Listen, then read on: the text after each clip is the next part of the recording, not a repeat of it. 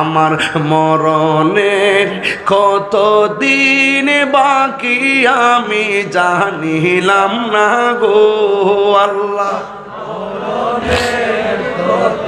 আমার মনে হয় আপনারা সবাই বললে এই গভীর রাতের মাহফিলটা হয়তো সার্থক হয়ে যেতে পারে।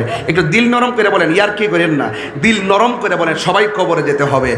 আমার মরণের কতদিন বাকি আমি জানিলাম না গো আল্লাহ।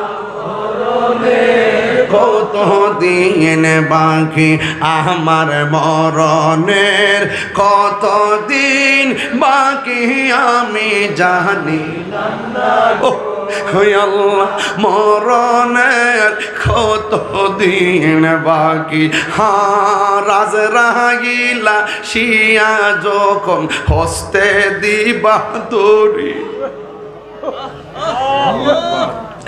আজরাইলা শিয়া যখন হস্তে দিবা দড়ি, তখন আমার মনা ভাই খরবা লুকালুকি আমি জানিলাম না গো আল্লাহ। মরণের কতদিন বাকি আমার মরণের কতদিন বাকি আমি জানিলাম না গো আল্লাহ। মরণের কতদিন বাকি আর 40 দিনের আগে ভাইরে মৌতের নিশানি, 40 দিনের আগে ভাইরে মৌতের নিশানি।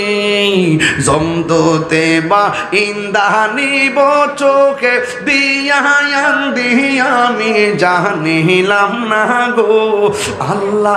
মরণের কতদিন বাকি আমার মরণের কতদিন বাকি আমি জানিলাম না গো আল্লাহ।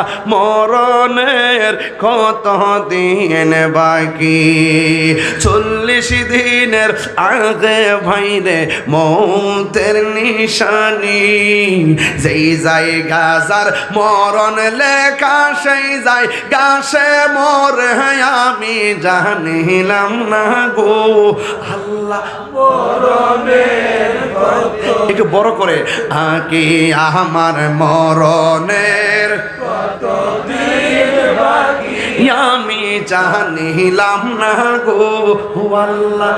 মরণের কতদিন বাকি মরণের কতদিন বাকি। নিঃশ্বাসের নিঃশ্বাসের নবীর শান মেরাজের উপরে কিছু আলোচনা করলাম, কারণ আমার নবী কবরের আপন হবে। মরণের কালে রসুলকে দেখলে জাহান্নামের আগুন হারাম হয়ে যাবে। হাসর মাঠে নবীকে পেলে আমাদের হাসর মাঠের পেরেশানি দূর হয়ে যাবে। তাহলে সেই নবী ছাড়া আমাদের কোনো উপায় আছে? এই যুবকরা, উপায় আছে? আমি আপনাদেরকে 5 মিনিট বিরক্ত করব। কয় মিনিট?